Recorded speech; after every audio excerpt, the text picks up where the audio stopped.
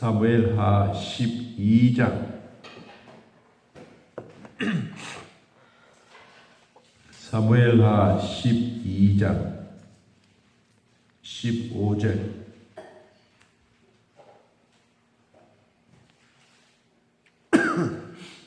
사무엘하 12장 15절에서 18절까지 우리 함께 하나님의 말씀 읽겠습니다. 나단이 자기 집으로 돌아가니라. 우리아의 아내가 다윗에게 낳은 아이를 여호와께서 지심에 심히 알는지라. 다윗이 그 아이를 위하여 하나님께 간구하되 다윗이 금식하고 안에 들어가서 밤새도록 땅에 엎드렸으니 그 집의 늙은 자들이 그 곁에 서서 다윗을 땅에서 일으키려 하되 왕이 듣지 아니하고 그들과 더불어 먹지 아니하더라. 이래 만에 그 아이가 죽으니라. 그러나 다윗의 신하들이 아이가 죽은 것을 왕에게 아뢰기를 두려워하니 이는 그들이 말하기를 아이가 살았을 때에 우리가 그에게 말하여도 왕이 그 말을 듣지 아니하셨나니 어떻게 그 아이가 죽은 것을 그에게 아뢰 수 있으랴.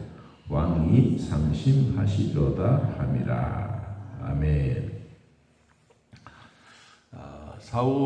다윗과 이 바세바의 사건에 대한 이야기가 11장, 12장에 거쳐서 말씀하고 있습니다. 거기에 대한 배경이 10장에서 다윗이 암몬과의 전쟁이 일어나서 1차, 2차, 3차 전쟁으로 말하면 그냥 한 번에 오르르 가서 막 전쟁하고 승리하고 이런 것이 아니라 3차에 걸쳐서 전쟁이 깊숙하게 일어나고 있을 때 다윗은 왕궁의 옥상을 거닐다가 바세바를 보게 되고 그로 말미암아 사건이 일어났습니다.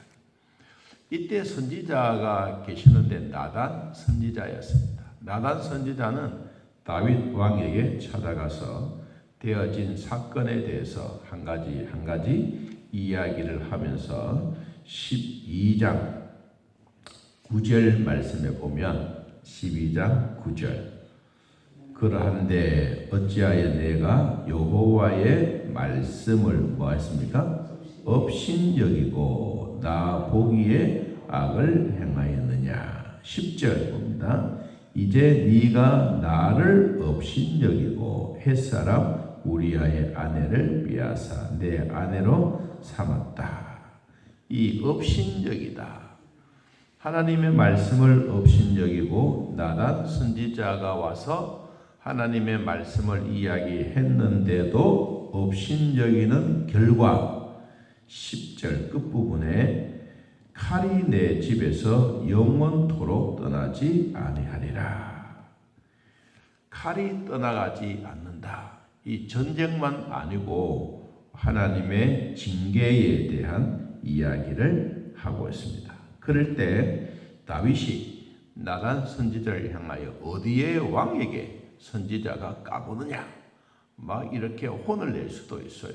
그런데 다윗이 양심의 가책을 받아 13절 다윗이 나단에게 이르되 내가 여호와께 죄를 범하였노라 하매 나단이 다윗에게 말하되 여호와께서도 당신의 죄를 사하셨나니 당신이 죽지 아니하겠다.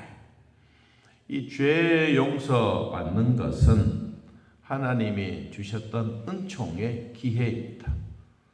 이런 기회는 누구에게나 있지만 사람들은 다윗처럼 자기의 고백을 하지 않을 때가 많습니다.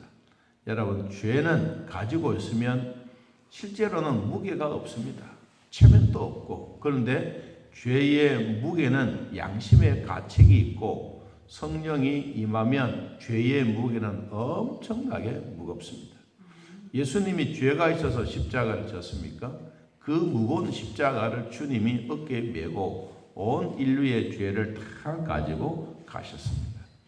그리고 얼마나 무거웠으면 핏방울, 물 한 방울 남김없이 십자가에서 다 흘리시면서 다 이루었다라고 운명하셨던 일을 우리는 기억합니다.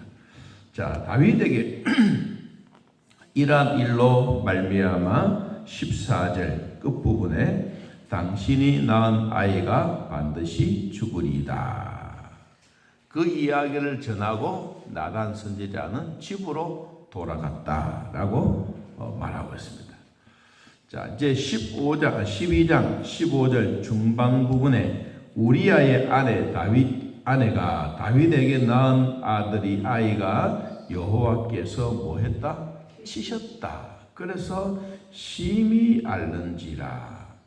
이때부터 다윗은 이 자기의 죄에 대한 부분들도 회개하지만 아이를 살려달라고 며칠 동안 그랬느냐 하니까 18절에 이래 만에, 이래는 7일입니다. 7일 동안 금식하면서 자기의 몸에서 태어난 아이 이름이 없습니다. 보통 보면 왕가에 나오는 이름은 다 있지요. 있는데 이 아이의 이름은 기록이 없습니다.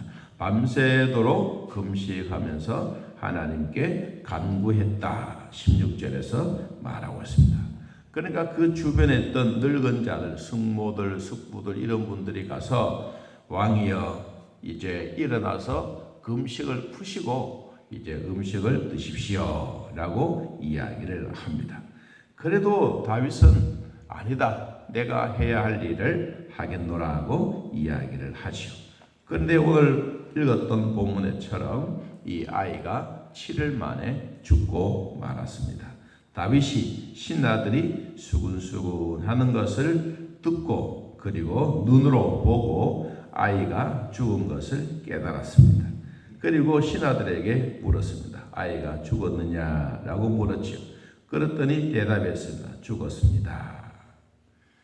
자, 요거까지 이 7일 동안 금식하고 아이를 위해서 살려달라고 간절하게 기도했던 이 다윗의 기도를 하나님은 외면하셨을까요? 아니요. 하나님은 회개하는 자를 기쁘게 여기셨어요. 그리고 이 다윗에게 있어서 그냥 단순한 응답이다 이것이 아니라 그는 7일 동안 금식하면서 살려달라고 간절한 기도의 응답이 결국은 아이를 데려가 버렸습니다. 지금까지 내용도 참 중요하지만 이제 한 단어 가운데 우리는 기억해 봅니다.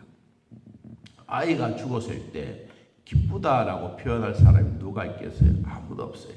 다윗은 이 슬픈 마음도 하나님이 나에게 주시는 것인 줄 알고 그는 순종으로 받아들입니다. 다시 말하면 하나님의 뜻이면 극한 슬픔도 순종하는 것이 좋다라는 것을 말하고 있습니다. 여러분, 우리가 순종은 좋은 것만 순종하는 것이 아닙니다. 어렵고 힘든 일도 하나님의 말씀이고 하나님의 뜻이라면 순종해야 합니다. 다윗은 왕으로서의 얼마나 고통이 심하지 않겠습니까? 그래서 너 혼자만 그런 것이 아니다. 너는 모든 백성들 앞에 너의 수치를 다 드러내겠다. 이것을 이제 이야기를 하는 거예요. 자, 이러한 슬픔을 당했던 이것도 하나님의 뜻이라면 내가 받아들이겠습니다. 다윗이 그런 마음을 먹고 20절 다윗이 땅에서 일어나 몸을 씻고 기름을 바르고 의복을 갈아입고 여호와의 전에 들어가서 뭐합니까? 경배하고 왕궁으로 돌아와 명령하여 음식을 그 앞에 차리게 하고 먹은지라. 자, 이 슬픔을 가지고 예배, 경배에 드리는 거예요. 여러분, 이게 다윗이 용맹하고 전투에서 승리하는 것만이 아니라 다윗은 영적으로도 승리자인 거예요. 슬픔도 하나님의 뜻이라면 그대로 받아들이고 이제는 하나님이 생명을 거두어 가셨기 때문에 이제는 내가 해야 할 일은 다 했다. 그리고 다윗의 마음에 새로운 다짐을 합니다. 무슨 다짐입니까? 일어났어요. 그리고 몸을 씻었어요. 기름을 발랐어요. 의복을 갈아입었어요. 그리고 어디 가느냐? 하나님의 전에 들어가서 하나님께 경배했어요. 이곳까지는 다윗이 영적으로 살아있는 거예요. 자신에 대한 이 아픈 슬픔, 이런 모든 일들을 다 살아내면서 그는 이런 고통 가운데 있는 스스로의 이야기를 여러분 시편 32편에 이렇게 이야기를 합니다. 여러분 시편 32편을 한번 펴보면서 이 다윗이 참회 기도 가운데 오늘 이 사건에 대한 마음의 고통을 본인은 이렇게 자신의 마음속에 있는 것을 밖으로 표출해 냅니다. 시편 32편 1절. 자, 읽어봅니다. 허물의 사함을 받고 자신의 죄가 가려진 자는 뭐가 있다? 복이 있도다. 마음에 간사함이 없고 여호와께 정죄를 당하지 아니하는 자는 복이 있도다. 내가 입을 열지 아니할 때에 종일 신음함으로 내 뼈가 쇠하였도다. 이 말이 뭐냐니까 자기는 범죄는 했는데 이것을 표출하지 못하고 그냥 혼자 마음에 하고 갖고 있는 이 기간이 얼마 있느냐? 아이가 태어나기 전까지. 그러니까 1년 동안 하나님은 침묵하고 계신 거예요.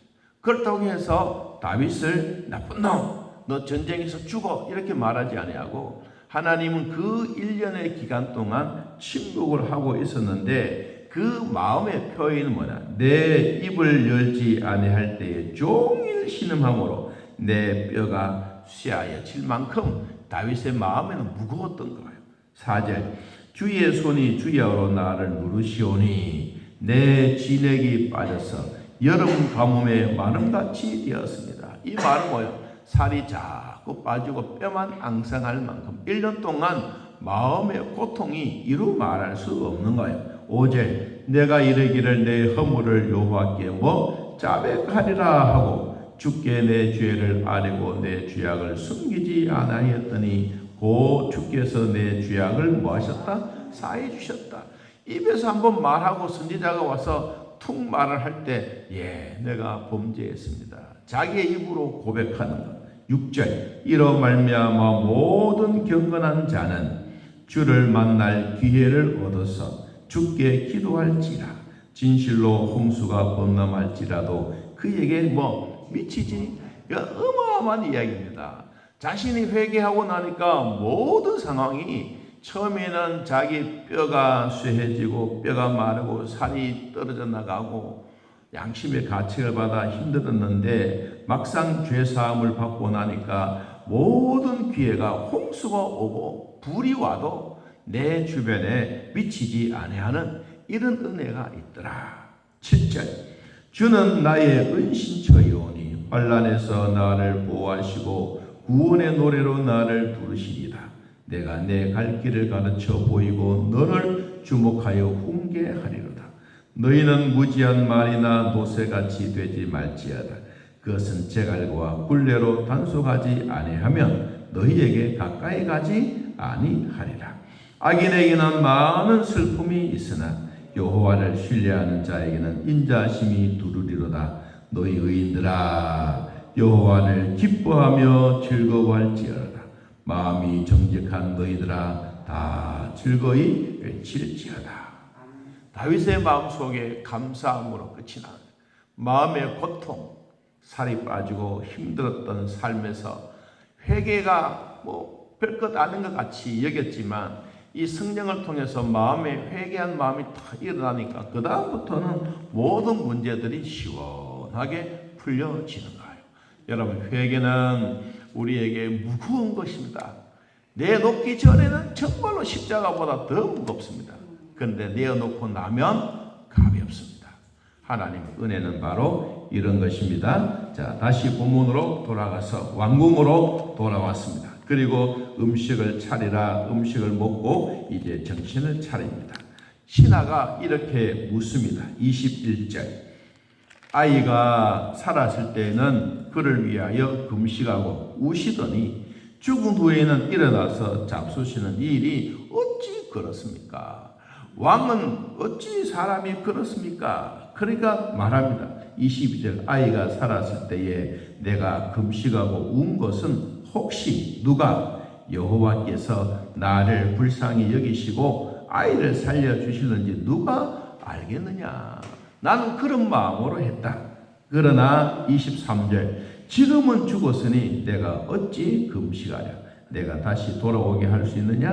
나는 그에게로 가려내와 그는 내게로 돌아오지 아니하리라. 생명은 하나님의 손에 있습니다. 내 손에 있을 때 내 자식이고 내 품에 있을 때 내 자식이지 내 품을 떠나가면 내 것이 아니다. 하나님 앞에 갔던 그러한 일. 여러분 이 다윗이 인생은 죽음으로서 마감하는 것이 아니다. 결과적으로 죄를 비우고 나니까 하나님은 더 좋은 것을 채워주셨습니다. 이것이 복입니다.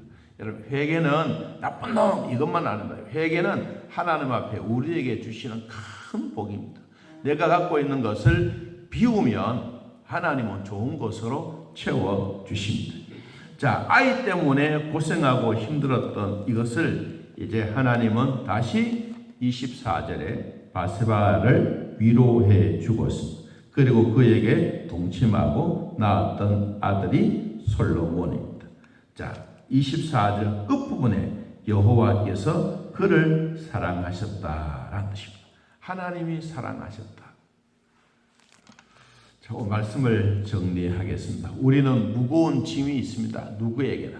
남에게 사람에게 말하지 못할 일들을 우리는 우리에게 이야기를 할 수 있는 분이 있다는 게 이게 행복입니다.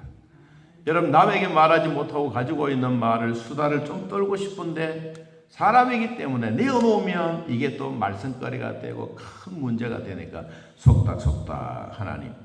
다윗도 1년 동안 무거운 짐을 가지고 있었는데 누가 찾아옵니까? 다윗이 스스로 입을 열지 못해서. 그러니까 선지자가 찾아온 거예요. 여러분, 선지자는 하나님이 보내셨던 하나님의 사자입니다. 그러니까 그때부터 시작해서 풀려났어요. 여러분, 회개는 나쁜 게 아닙니다. 회개는 우리의 죄가 가득했던 이것을 회개를 통해서 토해내고 나면 깨끗하게 빈 곳이 됩니다. 그러면 하나님이 거기에 채워주시는 겁니다.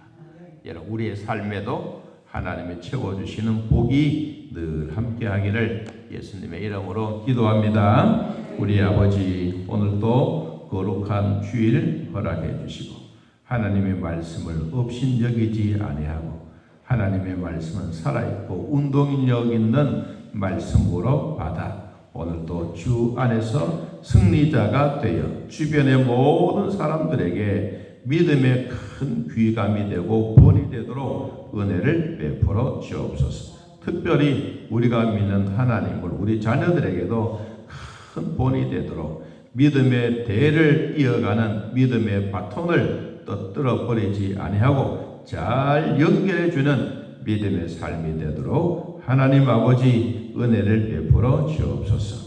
온도 등단에서 기도할 장로님의 기도와 성도들이 모여서 예배하고 감사하는 시간들마다 놀라운 은혜로 채워주시고 오늘도 하나님 앞에 예배하고 영광 돌릴 모든 일들을 주님 기억하여 주옵소서. 주일학교 위에도 복을 주시고 중고등부대학교 청년들 각 부서마다 맡겨주신 모든 일에 최선을 다하는 모든 분들 주 안에서 위로와 평강의 복이 넘치는 주일이 되게 하여 주옵소서. 하나님 아버지, 오늘도 귀한 말씀 나에게 주셨으니 이 말씀 붙잡고 승리하고 이 말씀 붙잡고 감사하고 이 말씀 붙잡고 지금까지 지나온 것 하나님의 은혜입니다 라고 고백하는 우리 모두가 되게 하여 주옵소서. 예수님의 이름으로 기도하옵나이다.